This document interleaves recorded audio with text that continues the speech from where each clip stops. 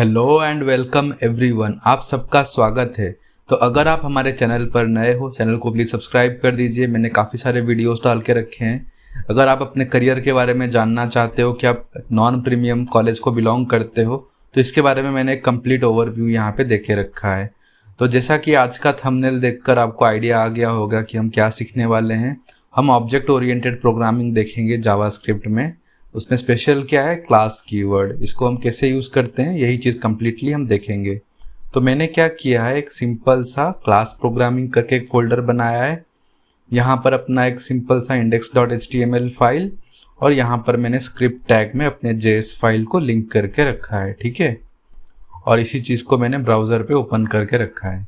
तो क्लास देखो, अभी तक आपने अगर नॉर्मल फंक्शन से आपने कोडिंग किया है, देखो इस तरह हम लोग फंक्शन लिखते हैं। फंक्शन सपोज करो मैं प्रिंट करके लिख देता हूँ, प्रिंट, और यहाँ पे लॉग करके हेलो, और फिर प्रिंट को चलो एक पैरामीटर दे देते हैं नेम। अब इसी चीज़ को मैं यहाँ पे प्लस करके नेम लिख देता हूँ, ठीक है। ये हो गया। तो अब इसको हम कैसे यूज़ करते थे, यहाँ पर मैं प्रिंट के बाद यहाँ पर लेट से person1 इस तरह, ओके। तो यहाँ पर देखो हेलो person1 आ गया। बट इसी चीज़ को बोलते हैं प्रोसीजरल, PROCEDURL, प्रोसीजरल और फंक्शनल प्रोग्रामिंग, ठीक है। बट अभी जो हम क्लास के साथ देखेंगे, क्लास के साथ वो होता है ऑब्जेक्ट ओरिएंटेड प्रोग्रामिंग, ठीक है, ऑब्जेक्ट ओरिएंटेड। तो क्लास के साथ हमें कैसे करना होगा, देखो सिंपल सा है। जैसे ये फंक्शन है, ठीक वैसे ही हमें क्लास लिखना होता है। ये जो फंक्शन वर्ड है ना, इसको एक्चुअली कीवर्ड बोलते हैं। मैंने आपको थंबनेल में मेंशन किया था क्लास प्रोग्रामिंग करके, बट क्लास एक्चुअली एक तरह का कीवर्ड है। कीवर्ड क्या होते हैं, देखो कीवर्ड्स मैं आपको बता देता हूँ। कीवर्ड्स बेसिकली एक तरह के आइडेंटिफायर्स होते हैं। आर टाइप ऑफ आइडेंटिफायर्स, ये कुछ तरह के आइडेंटिफायर्स होते हैं जिसे जावास्क्रिप्ट को पता चलता है कि वो बेसिकली क्या, वो जो सामने जो डिफाइन किया गया है फंक्शन, ये कीवर्ड हो गया और ये उसका नाम। तो ये क्या करने वाला है वो कीवर्ड से जावास्क्रिप्ट को पता चल जाता है, ठीक है। तो कीवर्ड कौन कौन से हो गए, लेट, कॉन्स्ट, फिर उसके बाद ये वार हो गया, इफ एल्स के बाद स्विच के बाद ये फंक्शन अपना, फिर फंक्शन के बाद क्या, ये क्लास, इंपोर्ट, एक्सपोर्ट, ये जो भी आप सब यूज़ करते हो ना, ये सब एक तरह के कीवर्ड्स हो गए, ठीक है। तो अभी मैं क्या करता हूँ, एक क्लास बनाता हूँ वेलकम करके, ठीक है, वेलकम करके क्लास बनाता हूँ। जैसे हमने फंक्शन को डिफाइन किया था फंक्शन यूज़ करके, तो वैसे ही क्लास को डिफाइन करना होता है तो क्लास यूज़ करके। और देखो आप चाहो तो इसको स्मॉल भी लिख सकते हो, कोई प्रॉब्लम नहीं है, बट एक बेस्ट प्रैक्टिस है कि हम क्लास को कैपिटल रखें। और क्लास भी एक्चुअली एक तरह का स्पेशल फंक्शन है, ओके, याद रखना। और यहाँ पर जैसे आपने राउंड ब्रैकेट्स लगाए ना, तो यहाँ पर आपको राउंड ब्रैकेट्स नहीं लगाना है, करली ब्रैकेट्स।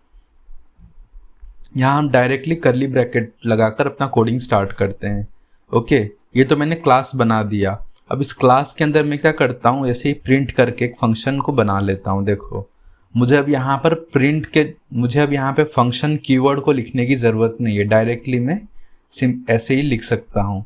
तो अब इसको मैं यूज़ कैसे करूँ, इसको यूज़ करने के लिए अभी मुझे इंस्टेंस बनाने होंगे।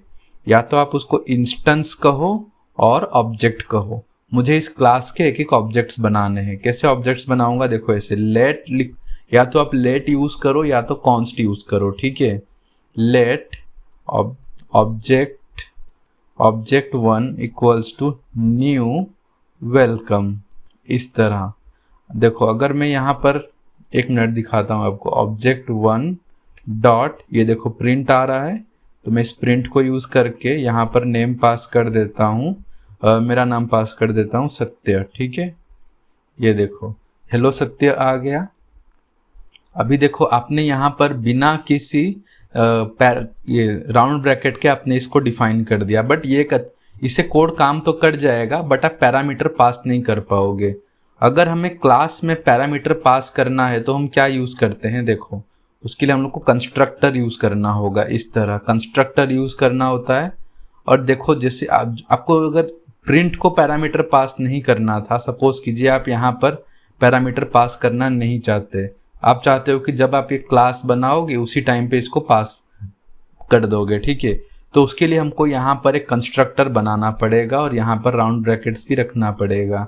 ओके, तो मैं इस कंस्ट्रक्टर पे नेम दे देता हूँ और इस नेम को कैसे यूज़ करना है, दिस डॉट नेम करके इक्वल्स टू जो भी पैरामीटर में मिला था वो। तो अब जब मैं नेम के आगे कंट्रोल स्पेस प्रेस करूँगा तो ये देखो, ओके, इधर तो पैरामीटर के साथ है, इसको हटा देते हैं। अब देखो नेम, ये देखो ये ऑटोमेटिकली दिस डॉट नेम को ले लिया। क्लियर। अब देखो अभी वापस से मैं रिफ्रेश करूँगा तो हेलो सत्या करके आ रहा है। ओके, कोई प्रॉब्लम। बेसिकली क्लास बनाया किस लिए जाता है, सपोज करो मैं आपको एक एग्जांपल देता हूँ। एक कंपनी है, एक कार कंपनी है, ठीक है। उस कार कंपनी को बहुत 1000 प्रोडक्शंस निकालने हैं, 1000 units of car, 1000 units of car बेचना है। तो डायरेक्टली वो 1000 यूनिट्स का तो बना नहीं सकते, तो उसके लिए क्या करते हैं, एक प्रोटोटाइप बनाते हैं। प्रोटोटाइप, उस प्रोटोटाइप के अकॉर्डिंग वो सारे के सारे 1000 कार बना के देते हैं, ठीक है। तो हमारे केस में क्या हो गया कि ये जो प्रोटोटाइप है यही हमारा वेलकम है, ये जो वेलकम है यही प्रोटोटाइप है। और मैंने ये जो ऑब्जेक्ट 1 बनाया है सेम वैसे ही मैं ऑब्जेक्ट 2 भी बना सकता हूँ। ऐसे करके जो हमारे 1000 यूनिट्स ऑफ कार हो गए वो ये डिफरेंट ऑब्जेक्ट्स हो गए। मैं अपना दूसरा नाम प्रिंट करता हूँ, प्रकाश।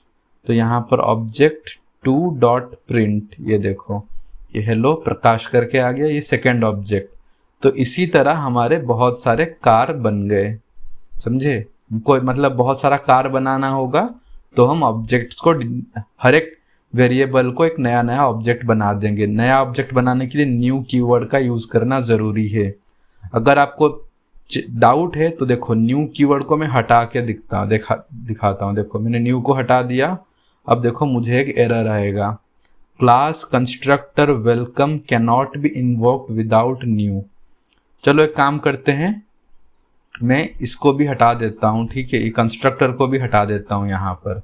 अब देखो अभी भी मुझे सेम वही चीज़ एरर आएगा इधर, क्योंकि अगर हम कंस्ट्रक्टर यहाँ पर डिफाइन नहीं करेंगे ना तो जावास्क्रिप्ट जब इस प्रोग्राम को एग्जीक्यूट करेगा तो ऑटोमेटिकली वो एक कंस्ट्रक्टर डिफाइन करके दे देगा, एक एम्प्टी कंस्ट्रक्टर। बट रूल क्या है कि हम यहाँ पर न्यू कीवर्ड का यूज़ करें। ये न्यू भी एक तरह का कीवर्ड ही है। ओके, अपने कीवर्ड्स के लिस्ट में याद रखना, जैसे क्लास कीवर्ड है ठीक वैसे ही न्यू भी एक कीवर्ड है, जिससे हम लोग एक क्लास को इंस्टेंस क्रिएट करते हैं। आप इसको इंस्टेंस भी कहो या तो ऑब्जेक्ट भी कहो। अगर आपको मैं एक प्रूफ दिखाऊँ, देखो मैं लॉग करके दिखाता हूँ। ऑब्जेक्ट 1 था, फिर इंस्टेंस ऑफ, ये किसका, इंस्टेंस ऑफ वेलकम। इसको मुझे अगर चेक करना है क्या ये ऑब्जेक्ट 1 वेलकम का इंस्टेंस है, मैंने इसको कंसोल किया है लाइन नंबर 30 पे, देखो तो मुझे क्या मिल रहा है, ट्रू मिल रहा है इधर। Okay perfect. तो अभी मैं आपको एक काम करके दिखाता हूँ। सपोज कीजिए मैं एक नया क्लास बनाता हूँ, क्लास एक वेलकम था, मैं कार करके बना देता हूँ, कार। ओके, अभी मैं चेक करता हूँ इंस्टेंस ऑफ कार, तो ये मुझे क्या मिलेगा, देखो फॉल्स मिल गया, राइट।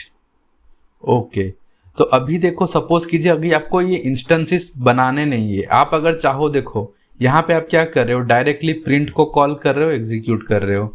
तो आप चाहते नहीं कि आपको ये कंस्ट्रक्टर वगैरह ये सब बनाना पड़े, तो उसके लिए आप क्या कर सकते हो, सपोज करो आपको ये सब नहीं बनाना है तो मैं क्या करता हूँ, एक कार का बनाया है तो कार में यहाँ पर वैल्यू दे दे, कार में मॉडल दे देता हूँ, मॉडल, ये एक फंक्शन की तरह हो गया। अब इसको यहाँ पर मैं स्टैटिक करके लिख दूंगा, ठीक है। स्टैटिक का क्या मतलब है, देखो मॉडल में मैं लॉग करके दिखाता हूँ, this is a car model, ठीक है। अब मुझे इसमें स्टैटिक लिखने का मतलब क्या हुआ, देखो अभी अगर मैं सपोज करो मैं एक वेरिएबल बनाता हूँ, let BMW equals to new car, ठीक है, ऐसे कार बनाया। अभी अगर मैं BMW डॉट करता हूँ, देखो मुझे यहाँ पे कुछ भी नहीं मिलेगा। ये जैसे यहाँ पर था मॉडल करके एक फंक्शन था, तो मुझे BMW डॉट मॉडल नहीं मिल रहा है। बट यही चीज़ अगर आप ऑब्जेक्ट के साथ देखो ना, देखो मैं जैसे ही कंट्रोल स्पेस करूँगा मुझे प्रिंट करके मिल जा रहा है इधर, राइट। प्रिंट मिल गया मुझे इधर, तो प्रिंट काम कर रहा है। मुझे ऑप्शन भी इंटेलिजेंस से मुझे ऑप्शंस भी मिल रहे थे, बट BMW के केस में मुझे नहीं मिल रहा है। क्यों? क्योंकि मैंने यहाँ पे स्टैटिक लिखा है। अगर मैं स्टैटिक को हटा दूंगा तो अब देखो, अभी BMW डॉट करूँगा, देखो मुझे मॉडल मिल गया। तो स्टैटिक लिखने का क्या फ़ायदा है? स्टैटिक लिखने का फ़ायदा ये है, सपोज कीजिए कि आपने कोई ऑब्जेक्ट बनाया ही नहीं, किसी को भी आपने इंस्टेंस नहीं किया है, तो आप डायरेक्टली उसी जो भी आपका क्लास है उस क्लास से आप डायरेक्टली रन कर सकते हो। देखो यहाँ पर एक मॉडल करके है, मैं इसको डायरेक्टली रन करता हूँ, कार डॉट मॉडल। तो ये देखो मुझे मिल गया, this is a car model. और अगर मैं यहाँ पे पास कर दूँ कौन सा मॉडल है, BMW, और इसका मॉडल का कोई सीरीज पास कर दे, स्टैटिक में एक्चुअली बता रहा है आइडेंटिफायर एक्सपेक्टेड। ओके, हमको इस तरह पास नहीं करना है, सॉरी। मुझे क्या करना था बेसिकली, ये जो भी यहाँ पर पास कर रहा हूँ ना, मुझे इसको यहाँ पास करना है, इसके अंदर BMW, और उसका मॉडल दे देते हैं DS150, ऐसे ही कुछ दे देते हैं, ठीक है। और मैं इसका नाम यहाँ पर नेम और मॉडल और एक वेरिएंट ले लेते हैं। वेरिएंट यहाँ पर दे देते हैं डीजल करके, एक डीजल, ठीक है। ये हो गया वेरिएंट। तो तीसरा पैरामीटर है नेम के बाद, और एक यहाँ, एक तो मॉडल था और एक नेम, और उसका टाइप दे देते हैं इस तरह, नहीं टाइप नहीं, क्या रहेगा इस DS150 के लिए सीरीज दे देते हैं, हाँ इस तरह, परफेक्ट। तो हम इसको this is a car model of के बाद देखो इसको मैं क्या करता हूँ, बैकटिक्स में रखता हूँ, ठीक है। बैकटिक्स में रखेंगे तो डॉलर करली ब्रैकेट करके यूज़ कर पाएंगे। बैकटिक्स में यहाँ पर name, this is the model of car, this is a car model of BMW, इधर BMW आएगा, कॉमा मॉडल नंबर डॉलर करली ब्रैकेट सीरीज, फिर उसके बाद वेरिएंट उसका क्या होगा, डॉलर वेरिएंट, इस तरह, ओके। तो ये देखो अब प्रिंट होके आएगा, this is a car model of BMW, उसका मॉडल नंबर ये सब आ रहा है, परफेक्ट। तो अभी अगर आपको एक और कार मॉडल प्रिंट करवाना होगा तो आप ऐसे कर सकते हो, कार डॉट मॉडल, ये भी आपको दे दो BMW, और फिर उसका मॉडल दे दो EV160, ठीक है।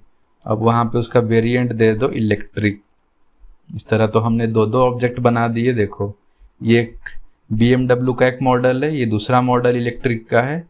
तो इस तरह आपने क्या किया, आपने बिना किसी इंस्टेंस क्रिएट किए, अगर आपको ये इंस्टेंस क्रिएट नहीं करना था, डायरेक्टली यूज़ करना था कोई फंक्शन, तो आप इस तरह मॉडल बनाकर यूज़ कर सकते हो, मतलब स्टैटिक वर्ड यूज़ करके। आई मीन मॉडल तो सिर्फ एक फंक्शन है, ओके। अभी दूसरा क्वेश्चन ये है, ये तो आपने एक रेगुलर फंक्शन को यूज़ किया, क्या हम यहाँ पे एरो फंक्शन को यूज़ कर सकते हैं? देखो इसका आंसर है यस, आप एरो फंक्शन को भी यूज़ कर सकते हो। स्टैटिक मॉडल इक्वल्स टू ऐसे करके आप लिख सकते हो, ये एक एरो फंक्शन हो गया। ये देखो अभी भी ये काम करेगा, मैं रिफ्रेश कर रहा हूँ, काम कर रहा है। तो यहाँ पर आप जिस तरह रेगुलर फंक्शन को यूज़ कर रहे हो, देखो प्रिंट को मैं करके दिखाता हूँ, यहाँ पर ये भी एक एरो फंक्शन काम करेगा, ओके, कोई प्रॉब्लम नहीं है इधर। तो इस तरह आप रेगुलर फंक्शन की जगह पर एरो फंक्शंस को भी यूज़ कर सकते हो, बट मैं कहूँगा रेगुलर फंक्शन के साथ ही स्टिक रहिए, क्योंकि क्लास में रेगुलर फंक्शन को ही यूज़ करना ज़्यादा मतलब रीडेबिलिटी लगता है। ये आप इक्वल टू एरो वैरो देके करोगे तो ज़्यादा लेंदी हो जाएगा। ये सिंपल और इजी भी रहेगा, ठीक है, ओके। तो अभी हमने स्टैटिक देख लिया, अब एक एग्जाम्पल करते हैं, ठीक है। एक वेलकम भी देख लिया, कार मतलब दो डिफरेंट कार स्टैट ये बनाना देख लिए हम लोग, ठीक है। अभी एक HTML के साथ हम लोग कुछ एक छोटा सा एग्जाम्पल देखते हैं, ठीक है। मैं क्या करता हूँ, एक इनपुट बनाता हूँ, इस इनपुट में मैं जो टाइप करूँगा यहाँ पे मुझे प्रिंट कर लेना है, ठीक है। देखो इनपुट टाइप टेक्स्ट, इसको आईडी दे देता हूँ मैं एक सिंपल सा इनपुट, ठीक है। अब यहाँ पे प्लेस होल्डर एंटर समथिंग इस तरह। अब एक ब्रेक करके इसको एक बटन बना लेते हैं, बटन और एक ऐड करके, ठीक है। देखो मैं क्या बताना चाहता हूँ, इसको आईडी दे देते हैं btn और उसके बाद टाइप बटन, ठीक है। देखो इस तरह ये आएगा, एंटर समथिंग, ओके। तो इन सब का हम लोग इंस्टेंस ले लेते हैं, मतलब इन सब का हम लोग रेफरेंस ले लेते हैं। मैं यहाँ नीचे आता हूँ, const input equals to document dot get element by ID input, ठीक है। फिर उसके बाद ये बटन था btn, इसका भी रेफरेंस ले लेते हैं। इसका डायरेक्टली हम लोग काम करते हैं, document dot get element by ID btn dot add event listener, यहाँ पर कौन सा क्लिक होने पे मैं चाहता हूँ कि एक फंक्शन चले। अब मैं क्या चाहूँगा कि इस बटन के अंदर मैं जो भी इस इनपुट के अंदर जो भी लिखूँ और ऐड पे क्लिक करूँ तो नीचे वो प्रिंट होके आ जाए लाइन बाय लाइन, ठीक है। तो उसको करने के लिए मुझे अभी क्या करना होगा, अभी मुझे यहाँ पर एक इंस्टेंस एक क्लास बना के करना है, ठीक है। मैं यही चीज़ क्लास बना के करना चाहता हूँ, क्लास इंसर्ट करके एक बनाया, ठीक है। अब इस इंसर्ट के अंदर अभी देखो मुझे क्या करना है, देखो पहले इस इनपुट डॉट इनर HTML में input dot inner HTML equals to, मुझे यहाँ पर जो भी इंसर्ट होगा, not input dot inner HTML, sorry, मुझे यहाँ पर एक और ब्रेक लगा कर यहाँ पर एक पैराग्राफ टैग दे देना है, नॉट पैराग्राफ में यहाँ पर क्या दूँ, चलो एक डिव टैग दे देते हैं, इसको आईडी देते हैं एलिमेंट, इस लिस्ट करके का आईडी दे देते हैं, ठीक है। इस लिस्ट के अंदर मुझे सब ऐड करना है, ठीक है। तो मैं एक और वेरिएबल बनाता हूँ, const list equals to document dot get element by ID list, ठीक है। तो मुझे लिस्ट डॉट इनर HTML पे करना है, list dot inner HTML equals to जो भी मुझे वैल्यू मिलेगा, और मुझे कहाँ से मिलेगा, इंसर्ट से।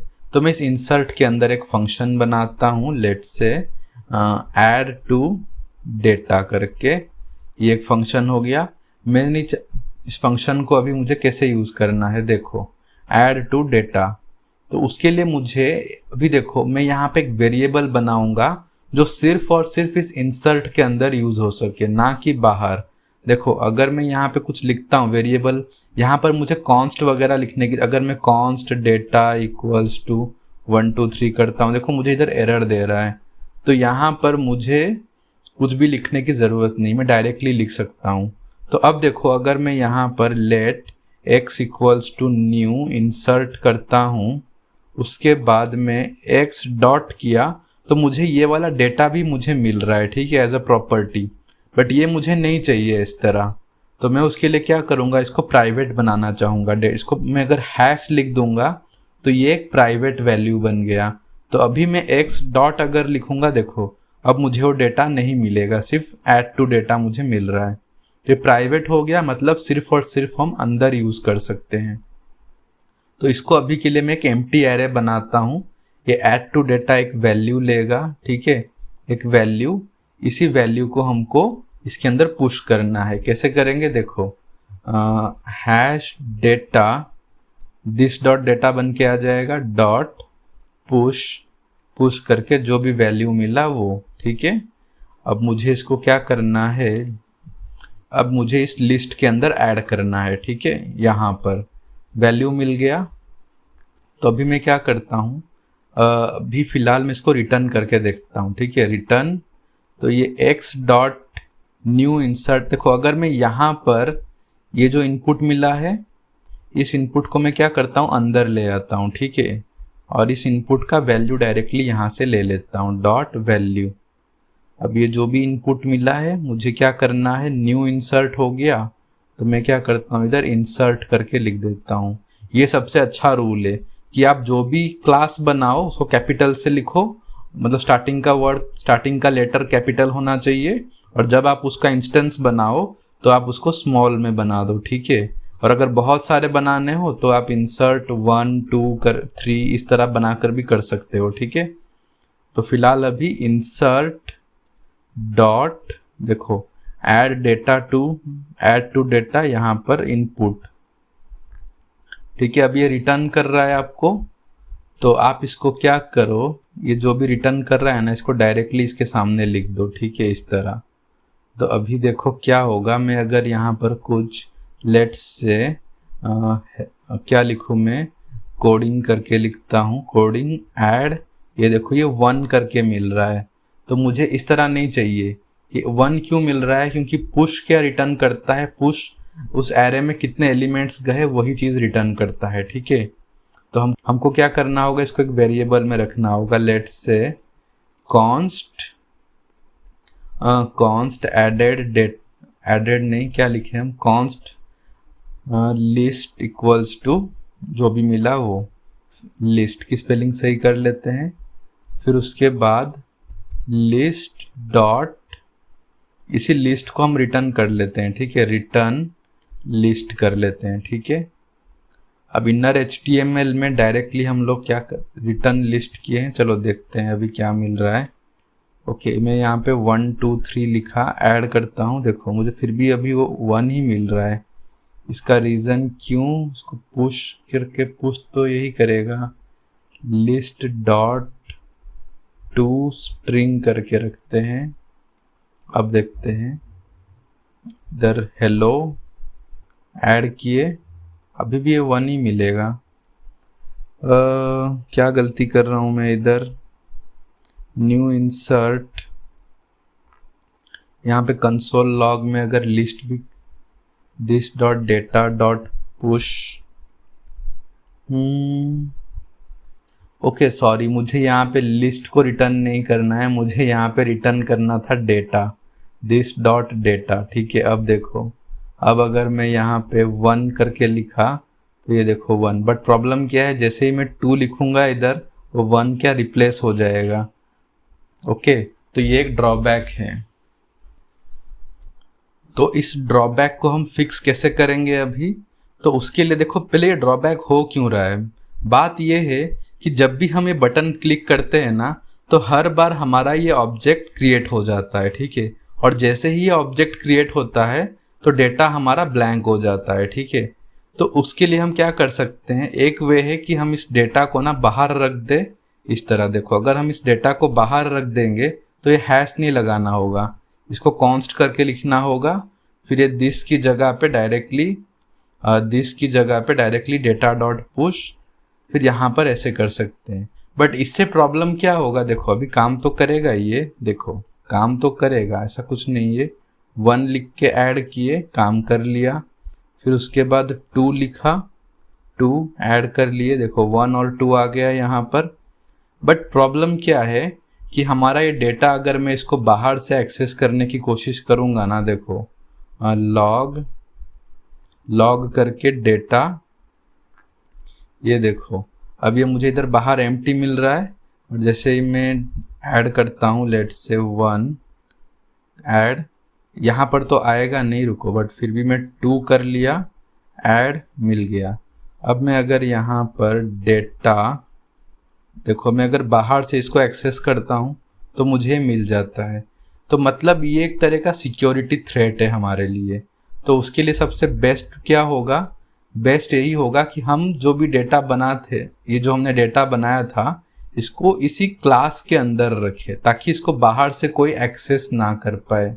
इनफैक्ट अगर मैं इंसर्ट डॉट करता हूँ, देखो वो जो डेटा है, देखो मैं उस डेटा को बाहर से भी कॉल नहीं कर सकता, समझ रहे हो। देखो अगर मैं यहाँ पर रिफ्रेश करके इंसर्ट डॉट करूँगा, देखो मुझे लेंथ मिल रहा है, नेम मिल रहा है, बाकी सब मुझे इधर मिल रहा है, ठीक है। बट मुझे यहाँ पर इसका जो ये जो प्राइवेट मेथड था डेटा, वो मुझे कहीं से मिलेगा नहीं इधर, ठीक है। मतलब प्राइवेट वेरिएबल जो था, तो एक तरह का सिक्योर कोडिंग होगा हमारे लिए।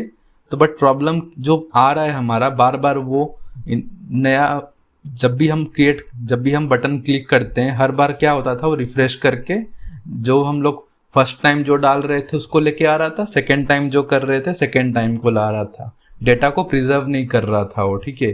तो उसके लिए हमने क्या किया, ये जो लेट वाला जो हम इंस्टेंशिएट कर रहे हैं उसको हम लोग क्लिक से पहले कर देते हैं, ठीक है, इस तरह। तो अब देखना, अब ये बराबर से काम करेगा। देखो, एंटर समथिंग, 1 ऐड हो गया, फिर यहाँ पर 2 ऐड हो गया, अब 3 करते हैं, ये भी ऐड हो गया, ऐड पे क्लिक किया, हो गया। बट ये बहुत छोटे छोटे आ रहे हैं, ये क्या हो रहा है देखो, इसको अगर मैं कमेंट करूँ ना, मतलब इंस्पेक्ट करूँ, देखो ये हमारा डायरेक्टली इसके अंदर आ रहा है, जो कि बिल्कुल सही नहीं लग रहा है, ठीक है। हमको यहाँ पे H1 टैग के अंदर पास करना है इसको। तो मैं क्या करूँगा, उसके लिए डायरेक्टली रिटर्न करने से अच्छा मैं यहाँ पे इस तरह रिटर्न नहीं करूँगा, मैं यहाँ पर एक और फंक्शन बनाता हूँ, रेंडर करके, ठीक है, रेंडर, इस तरह रेंडर करके बनाया। अब ये रेंडर क्या पैरामीटर लेगा, डेटा, DA, रेंडर क्या लेगा, एक वैल्यूज ले लेगा, ठीक है, डेटा ही लिख देता हूँ इस तरह, डेटा DATA। अब ये डेटा क्या करेगा, डॉक्यूमेंट डॉट क्रिएट एलिमेंट किया। अब यहाँ पर ये H2 टैग क्रिएट करेगा। अब इसको ये const H2 tag equals to जो भी था वो, फिर H2 टैग डॉट, देखो हमको क्या करना है, इस रेंडर को इसके अंदर कॉल करना है, रेंडर, और यहाँ पर मैं दिस डॉट डेटा को पास करके यहाँ से मैं इसको रिटर्न कर लेता हूँ, ठीक है। अब H2 टैग, अभी H2 टैग कैसे काम करेगा, देखो डेटा एक एरे है, तो मुझे क्या करना है, डेटा डॉट, ये जो डेटा यहाँ पर मिल रहा है एक एरे के फॉर्म में मिल रहा है, for each item equals to, इसको क्या करना होगा, इसमें एक लेट के बाद यहाँ पर हमारा जो भी डेटा होगा उसको हम लिख देंगे। एक वेरिएबल का अच्छा नाम मेरे को मिल नहीं रहा है, लेट आइटम्स, यहाँ पे आइटम्स करके इक्वल्स टू बैकटिक, इस तरह। तो मुझे यहाँ पे क्या लिखना होगा, H2 टैग लिखे, देखो इस क्रिएट एलिमेंट की शायद हमको ज़रूरत नहीं होगी, हम क्या कर सकते हैं, items dot items plus equals to backtick के अंदर यहाँ पे हम लोग H2 को डिफाइन कर सकते हैं इस तरह। अब उसके बाद में यहाँ पर एक आइटम हो गया, अब इंडेक्स नंबर भी ले लेते हैं, ठीक है, इस तरह। देखो मैं क्या कहना चाहता हूँ, ऐसा आइटम, अब उसके बाद कॉमा देकर इंडेक्स, अब यहाँ पर डॉलर करली ब्रैकेट इंडेक्स, फिर यहाँ पर फुल स्टॉप, फिर डॉलर करली ब्रैकेट आइटम, इस तरह हो गया। अब मैं यहाँ से क्या करूँगा, रिटर्न कर लूँगा, रिटर्न आइटम्स, ठीक है, ऐसे। तो अब देखो ये कैसे आएगा, ध्यान से देखना, रिफ्रेश किया, अब देखो मैं 1 ऐड किया, कुछ इश्यू है, देखते हैं क्या इश्यू आया, reference error, render is not defined. Okay, render is not defined obviously बोलेगा, क्योंकि मुझे यहाँ पे रेंडर को दिस डॉट रेंडर करके करना था, ठीक है। तो आई होप आप इस तरह के छोटे मोटे एरर जो मेरे कोडिंग में आता है ना, उसको देखकर आप जान सकते हो, ठीक है, कि कैसे काम कर रहा है। फिर 1 2 किया, देखो अब प्रॉब्लम क्या है कि ये 0 से स्टार्ट हो रहा है, ऑब्वियसली 0 से स्टार्ट होगा, क्योंकि यहाँ पर जो इंडेक्स है ना, इंडेक्स का पोजीशन हमेशा 0 से स्टार्ट होता है, क्योंकि एरे आपको पता है एरे 0 से स्टार्ट होता है, तो इसलिए मैं इंडेक्स +1 यहीं पे कर लूँगा। और जैसे ही हमारा डेटा इंसर्ट हो जाए ना, तो मैं क्या करूँगा, ये जो एलिमेंट है, ये वाला जो वैल्यू है, इसको हमें नल कर देना है, ठीक है। तो उसके लिए हम क्या कर सकते हैं, डॉक्यूमेंट डॉट, जैसे ही कोई वैल्यू इंसर्ट हो जाए मुझे इसको नल कर देना है, ठीक है। तो ये जैसे ही यहाँ पर वैल्यू मिला, मैं क्या करता हूँ, इसको रेंडर करने के बाद मैं इसको क्या करता हूँ, इक्वल्स टू, इसको नल कर देता हूँ इस तरह। परफेक्ट। तो अब देखो रिफ्रेश करके यहाँ पर मैं लिखता हूँ कोडिंग, ऐड किया, कोडिंग आ गया। फिर डिनर करके डिनर ऐड किया, आ गया। देखो वहाँ पे ऑटोमेटिकली वो इरेज हो रहा है। फिर उसके बाद शॉपिंग, ये देखो परफेक्टली ऐड हो गया। तो इस तरह आप थोड़ा बहुत HTML के साथ भी आप यूज़ कर सकते हो इसको। ओके, तो इस तरह आप क्या बोलते हैं मल्टीपल फंक्शंस बना के। अभी देखो प्रॉब्लम क्या है, अभी छोटा सा प्रॉब्लम मैं आपको बताता हूँ। ये जो हमने इंसर्ट बनाया ना, इस इंसर्ट के साथ हमको ये रेंडर भी हमको यूज़ करने को दे रहा है ये, ठीक है। बट हम नहीं चाहते कि इस रेंडर को कोई बाहर से यूज़ करे। तो उसके लिए मैं क्या करूँगा, इस रेंडर को भी मैं प्राइवेट कर लूँगा हैश लगा के। तो यहाँ पर भी मुझे हैश लगा के कॉल करना होगा। देखो क्लास के अंदर जितने भी ऑब्जेक्ट बनाओगे, मतलब मेथड्स को बनाओगे, आपको सबके आगे दिस करके लगाना पड़ेगा। दिस करके लगाओगे तभी जाके आप यूज़ कर पाओगे, वरना आप नहीं कर पाओगे और आपको एरर आएगा, ठीक है। तो अब देखो, अब मैं इंसर्ट डॉट करूँगा, अब मुझे यहाँ पर रेंडर नहीं मिलेगा। क्यों? क्योंकि वो प्राइवेट हो गया है, ठीक है। ओके, तो आई होप आपको ये लेक्चर समझ में आया होगा। अगर नहीं समझ में आया तो एक बार आप और अच्छे से देखिए इसको रिवर्ट करके, और ये सारा कोड मैं आपको डिस्क्रिप्शन में दे दूंगा, ठीक है। आप वहाँ से डाउनलोड करके चेक कर सकते हो। तो इसी के साथ मैं वीडियो को यहीं रखता हूँ। मिलते हैं नेक्स्ट लेक्चर में। Take care, bye bye.